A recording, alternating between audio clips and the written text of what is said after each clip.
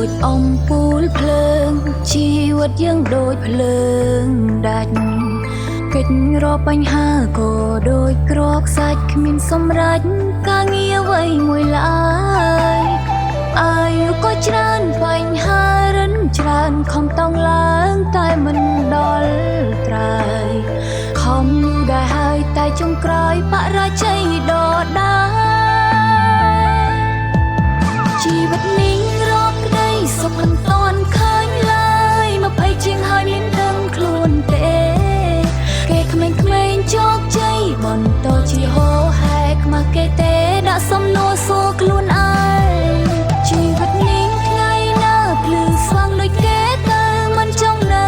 អបទុកចំបាយគិតដល់ថ្ងៃអនាគតដល់យូរអង្វែងយំម្នាក់ឯងគ្មានអ្នកយល់ពីខ្ញុំទេ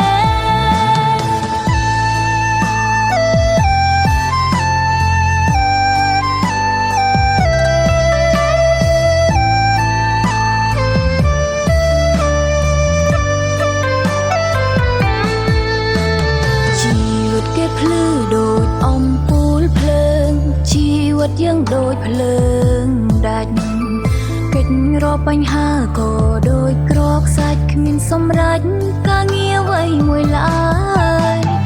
អាយុក៏ច្រើនបញ្ហារិនច្រើនខំតង់ឡើងតែមិនដល់ត្រើយខំដែរហើយតែចុងក្រោយបរាជ័យដដែលជីវិតនេះសុខមិនតាន់ឃើញឡើយ20ជាងហើយមានដឹងខ្លួនទេ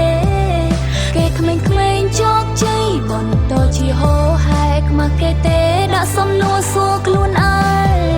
ជីវិតនេះថ្ងៃណាភ្លឺស្វាងដូចគេទៅមិនចង់នៅអបទុកចំបាយគិតដល់ថ្ងៃអនាគតដល់យូរអង្វែងយំម្នាក់ឯងគ្មានអ្នកយល់ពីខ្ញុំទេជីវិតនេះសុខមិនតាន់ឃើញឡើយ20ជាងហើយមានដឹងខ្លួនទេគេក្មេងៗជោគជ័យបន្តជាហោហែខ្មាស់គេទេដាក់សំណួរសួរខ្លួនឯងជីវិតនេះថ្ងៃណាភ្លឺស្វាងដូចគេទៅមិនចង់នៅអបទុកចំបាយគិតដល់ថ្ងៃអនាគតដល់យូរអង្វែងយំម្នាក់ឯងគ្មានអ្នកយល់ពីខ្ញុំទេអនាគតដល់យូរអង្វែងយំម្នាក់ឯង